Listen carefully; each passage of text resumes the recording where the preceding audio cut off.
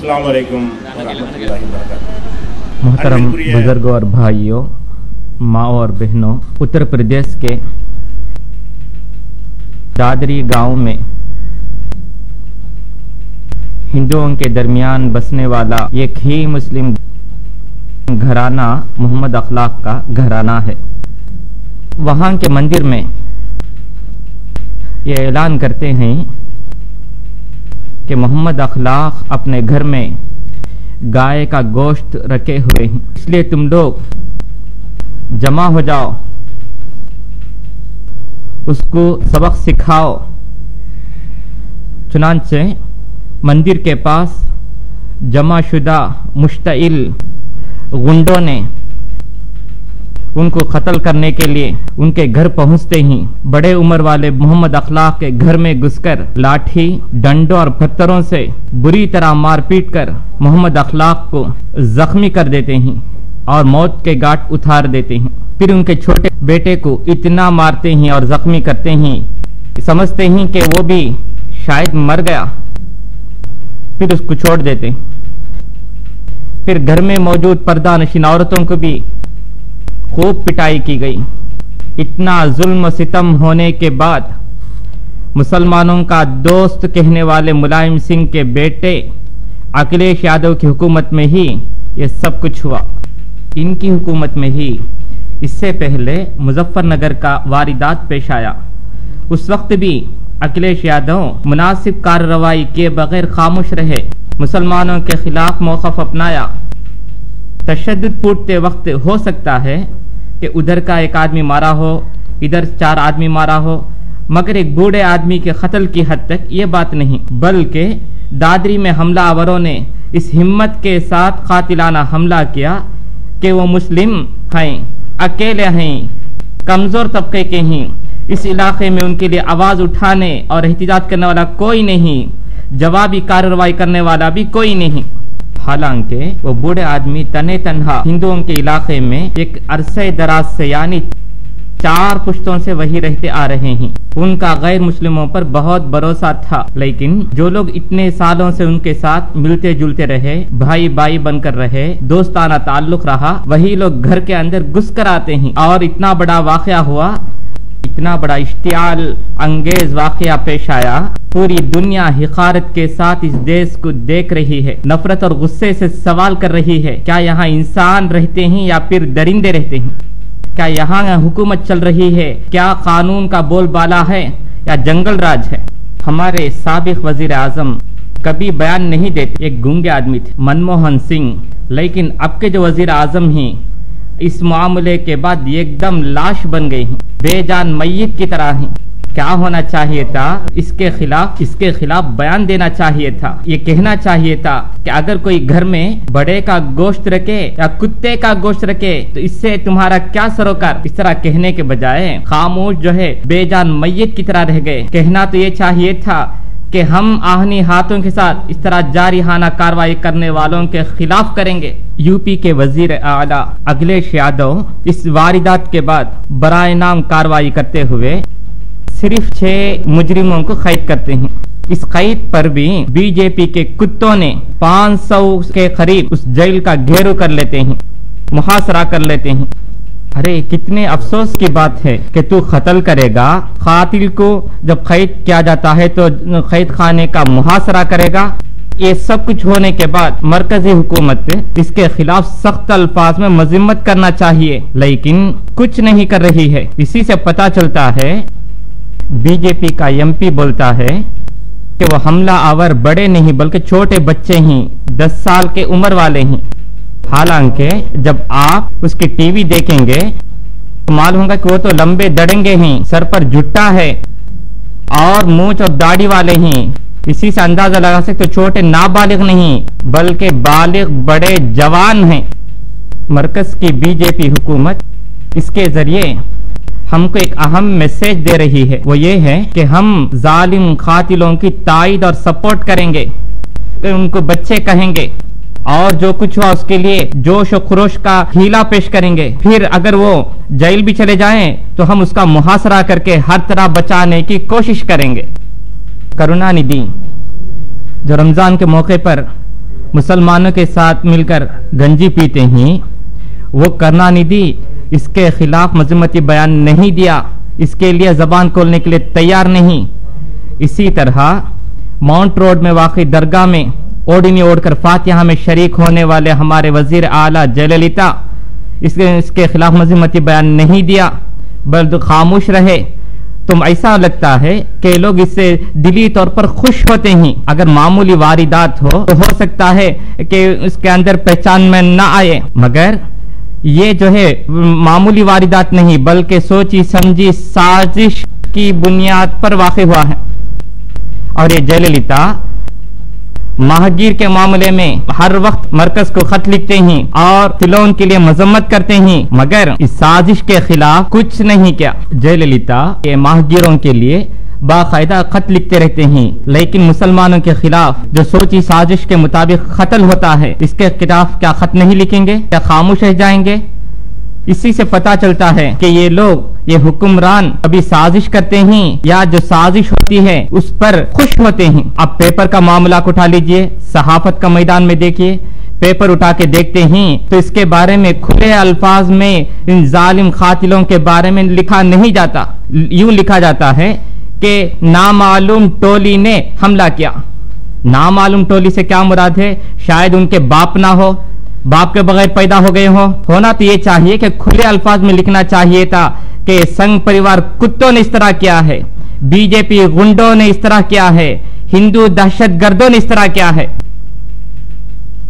انگریزی کے چند پیپروں کے علاوہ بقیہ تمام صحافتی زانیوں نے اس کو معمولی واقعہ کی طرح پیش کیا ہے، گویا چونٹی کے کترنے کی طرح 10 کے ساتھ 11 کی طرح پیش کیا ہے۔ بڑی افسوس کی بات ہے۔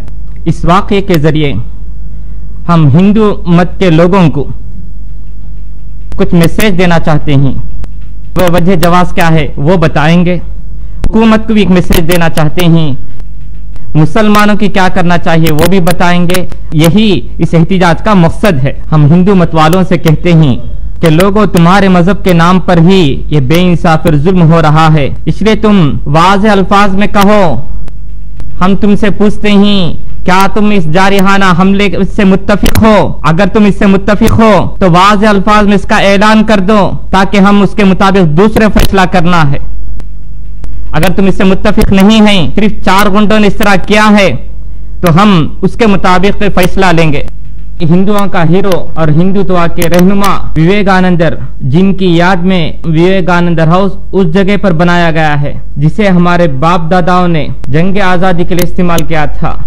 سوال یہ ہے کہ وویکانندر گائے کا گوشت استعمال کیے یا نہیں؟ سنو، وہ ذبیحہ گاؤں کا استعمال کیے ہیں، وہ تو ہندو ہی تھے۔ اس طرح گائے کا گوشت کھانا ان کے رسم و رواج میں ہے، پھر اب گاؤں کشی پر احتجاج کیوں کرتے ہو؟ بس ان کو ایک ہیلا اور بہانہ چاہیے کہ کسی طرح مسلمانوں کو تباہ کیا جائے۔ اگر اس کا موقع ملے تو ان مسلمانوں کو مٹا دیں گے۔ اگر تم کو اے سنگھ پریوار جانوروں سے ہمدردی ہے، ان پر رحم ہے، تڑپا تڑپا کر مراتے ہو، بڑی آگ جلا کر زندہ جانور کو اس میں زبردستی دھکیلتے ہو، اس کام کے لیے کس کے گھر میں گھسنا ہے؟ تم ہی اس طرح سنگ دلی کے ساتھ کر رہے ہو۔ جانوروں کے چاروں پیر نیزوں کے ذریعے ہر طرف سے چھپو کر جان نکالتے ہو۔ بعض پجاری تو بکری، مرغی وغیرہ اپنی کونچلی دانتوں سے کتر کر اس کے حلق سے خون چوس کر پیتے ہیں۔ تم بتاؤ، کیا یہ ظلم ہے یا اچھے طریقے سے ذبح کر کے کھانا ظلم ہے؟ کیا تم نے ان کے خلاف آواز دی ہے؟ اس طرح کا بہت سارا ظلم تمہارے مذہب کے نام سے ہو رہا ہے جس کے بارے میں ہم نے منہ نہیں کھولا۔ اس جارحیت اور ناحق قتل کی پرزور طریقے سے سخت الفاظ میں مذمت کرتے ہیں۔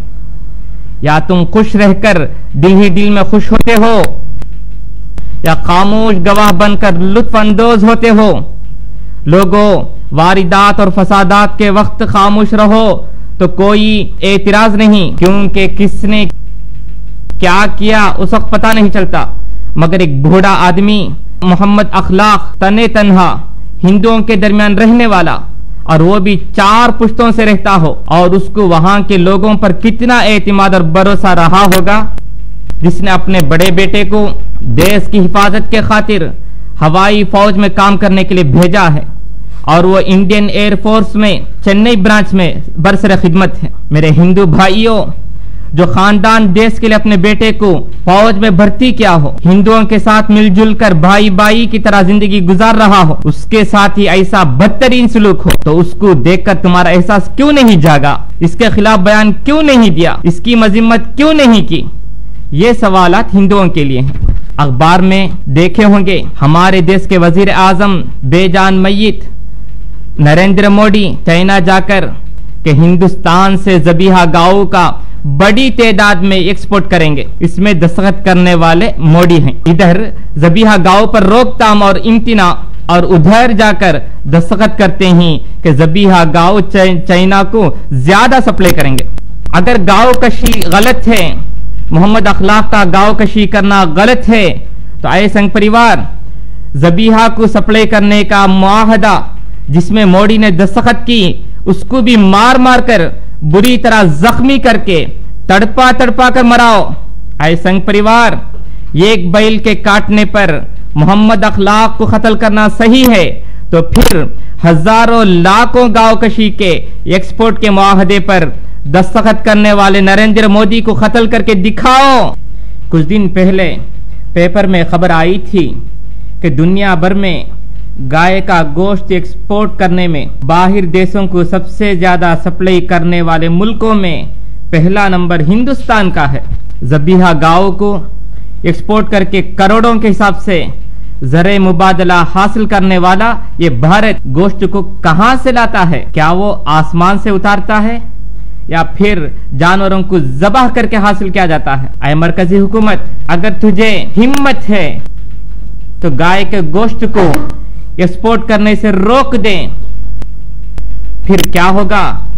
حکومت کا چلنا مشکل ہوگا, اس کا دیوالا ہو جائے گا. اس سے زیادہ تعجب کی بات یہ ہے کہ ذبیحہ گاؤں کا برآمد کرنے والے سب کون ہیں؟ سب کے سب سنگ پریوار کی ٹولی ہے, جن کے ایک ادارہ کا نام ہے الکبیر. نام دیکھنے سے لگتا ہے کہ مسلمان کا ہے, حقیقت تو یہ ہے کہ اس کا مالک تو مارواڑی سیٹ ہے, جس کا بہت بڑا فیکٹری آندھرا میں موجود ہے. الکبیر کے نام سے کمانے والا مارواڑی پر مرکز کی بی جے پی حکومت ہے. اس سے ملنے والی آمدنی میں تیری پارٹی چلتی ہے. اگر مرکزی حکومت کو دل ہے تو اس کو بائنڈ کر کے دکھانا چاہیے. اسی طرح عربین ایکسپورٹ, اس کا مالک بھی سادھو سنیت کے بیس میں ایک مارواڑی سیٹ ہے. یہ لوگ ہزاروں کے گایوں کو کاٹ کر عرب اور یورپ ممالک کو برآمد کر کے کروڑ ڈالر کما رہے ہیں. یہی وجہ ہے کہ ہندوستان گاؤں کشی کے ایکسپورٹ میں اول نمبر میں واقع ہے. تو گاؤں کشی کے ایکسپورٹ کو اول نمبر میں لانے والے اداروں کے مالکوں کو قتل کرو, الکبیر کے مالک مارواڑی کو قتل کرو, تو معلوم ہوا کہ میٹر یہ نہیں ہے, بلکہ وہ مسلمان کو تباہ کرنے کے لیے کوئی سبب تلاش کرتے ہیں. یہاں پر محمد اخلاص اکیلا پھنس گیا, اس کے سوا اور کوئی وجہ نہیں. گاؤں کشی بھی جس طرح یہ لوگ سنگ دلی اور بے رحمی کے ساتھ کرتے ہیں, اس طرح مسلمان نہیں کرتے. قربانی دیتے وقت بھی جانوروں میں گائے بیل وغیرہ صرف 30% ہی دیتے ہیں, ورنہ بیڑ بکرے ہی 70% قربانی کرتے اور کھاتے ہیں. گائے بیل وغیرہ کو کھانا ضروری نہیں, کھانے کا حکم نہیں, بس اجازت. اس کے باوجود اگر تم یہ کہو گے کہ ہم کو پسند نہیں اس لیے تم بھی ناپسند کرو, گھر میں بھی مت پکاؤ, تو خبردار اگر ہم بھی اس طرح کا موقف اپنائیں, سوچو پھر کیا ہوگا. ہم ایک اللہ کی عبادت کرتے ہیں, مگر تم اپنے گھروں میں بہت سارے بت رکھتے ہو, تو کیا ہم تمہاری طرح گھروں کے اندر گھس کر مار پیٹ کریں اور بری طرح زخمی کریں؟ اگر تمہارے پسند کے مطابق ہم کو چلنا ہے تو پھر ہمارے پسند کے مطابق تم کو بھی چلنا ہوگا. جہاں مسلمان زیادہ ہیں وہاں کیا ہم نے اس طرح کہا کہ مندر کو بند کرو, یا ہم کو اس طرح کرنے کا طریقہ سکھاتے ہو؟ مسلمان یہ سمجھتے ہیں کہ ہم اس دیش میں کم تعداد میں ہیں, اقلیت ہیں, حالانکہ ہم اقلیت میں نہیں, بلکہ ہماری اکثریت ہے، ہنسنے کے لیے نہیں بلکہ حقیقت ہے، کیونکہ ہندو کے نام سے کوئی مذہب نہیں، یوں ہی زبان سے کہتے ہیں، مگر کوئی رام کو خدا مانتا ہے تو کوئی کرشنن کو معبود سمجھتا ہے۔ ہر ایک ذات کی الگ الگ رسم، الگ الگ رواج ہے۔ خریوں کی مندر میں وہاں کا پجاری اپنے بت کے لیے شراب اور گائے کا گوشت کا نذرانہ پیش کرتا ہے۔ تمہارے اندر ہزاروں ذات پات، بے شمار خدائیں، کئی مختلف اور متضاد عقائد اور آپس میں ایک دوسرے سے ٹکرانے والے نظریے اور بے انتہا رسومات کا مجموعہ ہی ہندو دھرم سمجھا جاتا ہے۔ اکثریت اور میجارٹی بتانے کے لیے کہتے ہیں کہ ہندو کے لوگ زیادہ ہیں۔ جب ان سے پوچھا جاتا ہے کہ ہندو کون ہے تو کہتے ہیں جو مسلمان نہیں ہے، جو عیسائی نہیں ہے، وہ سب ہندو شمار ہے، وہ سب ہندو میں شمار ہیں۔ اس لحاظ سے کرناندھی بھی ان کے نظر میں ہندو ہیں، ویرمنی بھی ہندو ہیں، یہ وی رامسوامی پیریار بھی ہندو ہیں، حالانکہ یہ لوگ ملحد اور منکرین خدا ہیں، مگر چونکہ ان کی نظر میں یہ لوگ مسلم یا عیسائی نہیں ہیں، اس طریقے سے جو بھی مسلم یا عیسائی نہیں ان سب کو ہندو سینسکس میں شامل کر لیتے ہیں تاکہ بھاری اکثریت معلوم ہو۔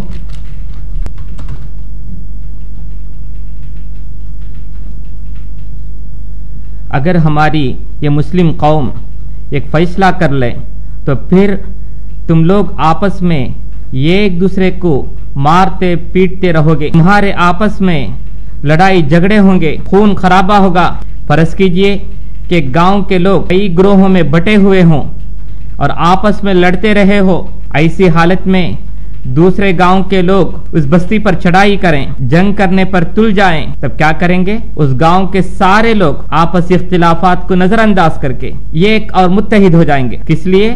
دوسرے گاؤں والے کو دکھا کر کہ دیکھو وہ آ رہے ہیں، ہم پر حملہ کرنے والے ہیں، مل کر رہو، اسی میں تمہاری حفاظت مضمر ہے۔ الگ الگ رہو گے تو وہ ہم پر غالب آ جائیں گے۔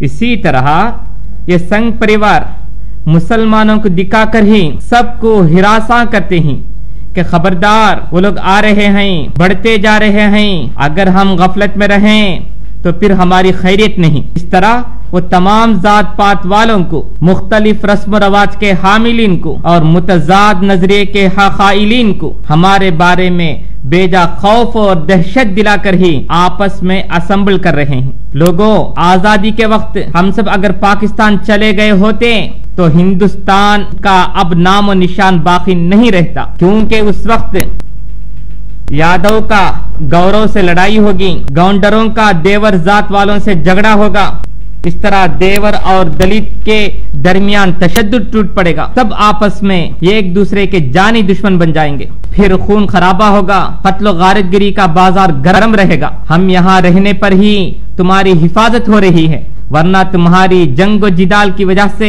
یہ دیش تتر بتر ہو جاتا۔ اگر ہم یہ فیصلہ کریں، اور وہ بھی کوئی بڑا اہم فیصلہ نہیں، IS کی طرح ہتھیار سے لیس ہو کر لڑنے کی ضرورت نہیں، اگر تم اس کے لیے مجبور کرو گے تو پھر اس پر بھی غور کیا جائے گا، مگر اس قسم کا فیصلہ لینے کی ضرورت نہیں ہے تو پھر کس قسم کا فیصلہ کرنا ہے؟ تمہارے درمیان لڑانے کا فیصلہ، وہ کیسے؟ تمام معاملات سے دستبرداری کا فیصلہ، پھر تم کو ہم سے لڑنے کے لیے میدان اور موقع ہی نہیں ملے گا۔ انتخاب میں ہم حصہ نہیں لیں گے، ووٹ نہیں ڈالیں گے، حکومت کے ملازمتوں سے ہم نکل جائیں گے، بینک میں پیسہ نہیں ڈالیں گے، اس میں جمع کر کے نہیں رکھیں گے، جو رقم بینک میں ڈپازٹ کر رکھے ہیں سب کو وڈرا کر دیں گے، واپس اٹھا لیں گے، حکومت کے عہدوں سے ہم استعفیٰ دے دیں گے، فوج سے ہمارے آدمیوں کو باہر نکال لیں گے، پولیس میں بھی ہمارا آدمی نہیں رہے گا۔ مسلمانوں، تم خاموش تماشا دیکھو، ہر ذات والا اپنی قوم کی تحفظ میں لگ جائے گا، ہر ذات والے کی الگ سے ایک ڈیلی پیپر نکلے گی، الگ الگ ٹی وی چینل ہوگا۔ اگر ہم خاموشی کا ہتھیار اٹھائیں گے، سب سے بے دخل ہو جائیں گے تو پھر وہ لوگ آپسی اختلافات اور ذات پات کے جھگڑوں میں الجھ جائیں گے۔ ہم کو ریشن کارڈ کی بھی ضرورت نہیں، کسی سہولت اور مراعات کی ضرورت نہیں۔ اس طرح فیصلہ کرنے کے بعد محمد اخلاق کی طرح ادھر ادھر جو مسلمان بکھرے پڑے ہیں، جہاں ان کی زندگی اجیرن بن گئی ہے، ان سب کو مسلمان علاقوں کی طرف بلا لیں تو پھر ان مسلم دشمن عناصر کو ہم نظر نہیں آئیں گے. نظر آئیں گے تو دیور کو دلت نظر آئے گا, یادو کو دیور نظر آئے گا, پھر ان کے آپس میں مئی اور تو کا جھگڑا چھڑ جائے گا. ہم دیکھتے ہیں کہ گجرات کا کیا حال ہے, جہاں پہلے 3000 مسلمانوں کو سوچی سمجھی سازش کے تحت ختم کر دیا گیا, اب وہاں آدھے سے زیادہ مسلمان بے پرواہ ہو گئے ہیں, کسی معاملے میں بھی حکومت سے مدد نہیں لیتے. نتیجہ کیا ہوا, اب پٹیل قوم کو نچلی ذاتیں نظر آ رہی ہیں, اس لیے اب ان سے جھگڑا شروع ہو گیا. پٹیل قوم اونچی ذات اور مالدار قوم ہے, ان کے لوگ ہی حکومت پر قابض ہیں. وزیر اعلیٰ آنندی بین پٹیل ہیں, حکومت کا پونا حصہ فائنانس بھی وہی پٹیل قوم استعمال کر رہی ہے, پھر بھی ان کے لیے اب ناکافی معلوم ہوتا ہے. اس لیے کہتے ہیں کہ دلت کو ریزرویشن نہ دیا جائے, پچھڑے طبقے کو الگ کوٹا نہ ہو, بلکہ وہ کہتے ہیں کہ ہم پٹیلوں کو بھی ریزرویشن دیا جائے. ان کا مقصد یہ نہیں کہ پٹیلوں کو ریزرویشن ملے, بلکہ وہ چاہتے ہیں کہ کسی کو بھی ریزرویشن نہ ہو. یہ فساد صرف گجرات میں ہونے کی وجہ یہ ہے کہ وہاں پر مسلمان لڑنے کی پوزیشن میں نہیں ہیں, ہماری آواز وہاں نہیں ہے. آدھے سے زیادہ لوگ خاموش ہو گئے ہیں کہ حکومت جو چاہے کرے, ہمیں اس کی پرواہ ہی نہیں. اب آہستہ سے ذات پات کا جھگڑا وہاں شروع ہو رہا ہے. آگے چل کر پٹیل اور دوسری ذاتوں کے درمیان جنگ چھڑے گی, خون کی ندی بہنے لگے گی. اگر گجرات کے مسلمان اور بھی خاموشی اختیار کریں تو گجرات کا مسئلہ سلگتا ہوا مسئلہ بن جائے گا. اگر ہندوستانی مسلمان اس راستے کو اپنائیں گے کہ ہم کو کچھ نہیں چاہیے, تیرا ریزرویشن کارڈ کی ضرورت نہیں, تیرا پانی کی بھی ضرورت نہیں, ہم خود اپنے ہاتھوں سے انتظام کر لے سکتے ہیں, سب سے دستبردار ہو جاؤ, ہم کو ریزرویشن نہیں چاہیے, تیرا سرکاری عہدہ نہیں چاہیے, تیرے اسکول کی ضرورت بھی نہیں, ہم خود الگ سے اسکول قائم کر کے ہماری قوم کو تعلیم دلوائیں گے, ہمارے اسکولوں کو تیری منظوری نہیں چاہیے, تیرے پاس پرمیشن لینے کی ضرورت نہیں, نیز تیرے ہسپتال کی بھی ضرورت نہیں. اور اس سے بھی آگے بڑھتے ہوئے یہ فیصلہ لیں کہ حکومت کو فائدہ دینے والا کوئی کام نہیں کریں گے, گورنمنٹ بس میں ہم سوار نہیں ہوں گے, پرائیویٹ بس کا استعمال کریں گے, ٹرین کا بائیکاٹ کریں گے. اس طرح ہر معاملے میں اس دیش میں 20% رہنے والے ہم مسلمان فیصلہ کر لیں تو دیش کا مالی بحران یہ دیش مالی بحران کا شکار ہو جائے گا, بھارت کا دیوالیہ نکل جائے گا, کیونکہ اس دیش کی آمدنی میں 20% حصہ مسلمانوں کا ہے. ہر ریاست میں مسلمان اس طرح کا فیصلہ لیں تو پھر حکومت کا خزانہ نہیں بھرے گا. یہ پولیس جہاں بھی دیکھے ایک طرفہ اور جانبداری سے کام لیتی ہے. ہم کو مارا پیٹا جاتا ہے لیکن یہ پولیس تماشا دیکھ, جہاں ہم کو قتل کیا جاتا ہے وہاں بھی پولیس تماشا دیکھتی رہتی ہے, پھر ہم لوگوں پر ہی مقدمہ چلاتی ہے. اس کی سزا کیا ہے؟ ستانے کی نہیں, بدلہ لینے کی نہیں, بلکہ سب سے الگ اور دستبردار ہونے کا اعلان ہے. جیسا کہ اس سے پہلے گاندھی جی نے انگریزوں کے خلاف عدم تعاون تحریک چلائی تھی, بالکل اسی کو ہم بھی اپنائیں گے. تمہارے گاؤں میں لڑنے جھگڑنے کے لیے ہم وہاں نہیں رہیں گے تو پھر سنگ پریوار کس سے لڑے گا؟ تمہارے اندر ہزاروں ذات پات اور بھید بھاؤ ہے, مگر ہم کو دکھا کر, ہم سے خوف دلا کر ہندو مت کو بھاری اکثریت کی طرح بتایا جا رہا ہے. مگر ہم 20% ہیں اور تیرے ہر ذات والوں کا تناسب دیکھیں تو کوئی 5%, کوئی 3%, کوئی 2%, کوئی 1%, کوئی آدھا فیصد رہے گا. مگر تم ہم کو ڈراتے ہو کہ ہم میجارٹی ہیں. اللہ تعالیٰ قرآن میں کہتا ہے کہ تم ان کو بڑا گروہ سمجھتے ہو مگر ان کے دل ٹکڑے ٹکڑے بکھرے پڑے ہیں. تحسبهم جميعا وقلوبهم شتى, تم ان کو بڑا گروہ سمجھتے ہو, متحد سمجھتے ہو, مگر ان کے دل ٹکڑے ٹکڑے اور بکھرے پڑے ہیں. ظاہر میں معلوم ہوتا ہے کہ وہ سب ایک ہیں, مگر حقیقت میں اس کو وہ قوم ناپسند ہے. مگر حقیقت میں اس کو وہ قوم ناپسند ہے, اس قوم کو یہ قوم ناپسند ہے. اس قوم سے دشمنی رکھتی ہے, یہ اس کو تسلیم نہیں کرتا, وہ اس کو بڑا مقبول نہیں سمجھ, بس تمہیں دکھا کر خوف دلاتا ہے کہ مسلمان آتا ہے. یہ ڈر بتا کر ہی ہزاروں مختلف مذہب والوں کو یہ ایک مذہب کی طرح بتلا رہا ہے. ہم کو عدم تعاون تحریک چلانا چاہیے تھا, جسے گجرات میں ہردک پٹیل نے اعلان کیا ہے. اس نے کہا ہماری قوم کے لوگ بینک سے اپنا پیسہ واپس اٹھا لیں. قوم والوں نے ویسا ہی کیا, بینک سے پورے زیورات نکال لیے. جس طرح وہ اعلان کر کے اپنی قوم کا پیسہ بینک سے نکلوایا, جس طرح وہ اعلان کر کے اپنی قوم کا پیسہ بینک سے نکلوا دیا، اسی طرح ہم کو اعلان کرنے میں کتنی دیر لگے گی؟ ابھی ابھی لوگوں میں احساس جاگ اٹھا ہے کہ گورنمنٹ کے شیئر ہم کیوں لیں، گورنمنٹ کے شیئر ہم کیوں خریدیں، بینک میں اپنا زائد پیسہ سیونگ میں کیوں رکھیں، صرف ضرورت کے حد تک ہی اس کا استعمال بینک میں کریں، اس طرح ہم بھی کریں گے تو پھر بینک میں 20% پیسے کا خط آئے گا، بینک کا چلنا بہت مشکل ہو جائے گا، بیرونی ممالک سے قرضہ لینے کی نوبت آئے گی، پھر اس کو لوٹانے میں مزید دشواری پیش آئے گی، حکومت چلنا ناممکن ہو کر آخر کار وزیر اعظم وغیرہ دیش چھوڑ کر باغ نکلنے کی نوبت بھی آئے گی۔ اگر ہم لوگ چاہتے تو ایسے حالات پیدا کر سکتے ہیں، اس طرح بائیکاٹ کرنے کے 1000 راستے ہیں، ہتھیار لے کر لڑنا ایک راستہ ہے، اس سے بھی ہو سکتا ہے اور ہم جیت بھی سکتے ہیں، مگر ہم اپنا نقصان کیے بغیر ہی اس طرح کرنے پر قادر ہیں۔ تیرے ہی انگلی سے تیری آنکھ چھپو سکتے ہیں، تیرے ہی ہاتھ سے تیری گردن کٹوا سکتے ہیں، مگر ہم کو اس طرح کرنے پر مجبور نہ کرو۔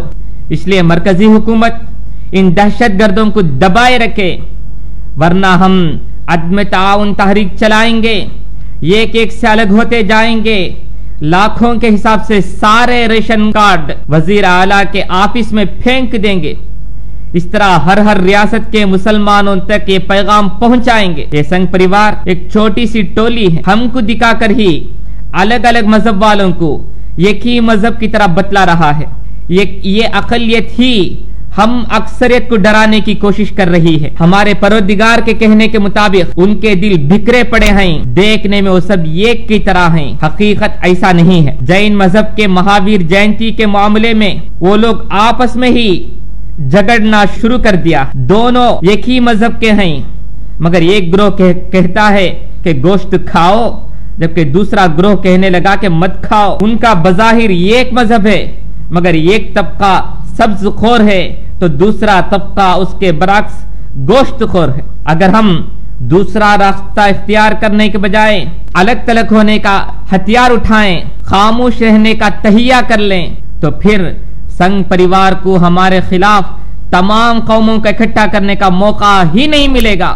اسی پر اپنی بات ختم کرتا ہوں۔ اللہ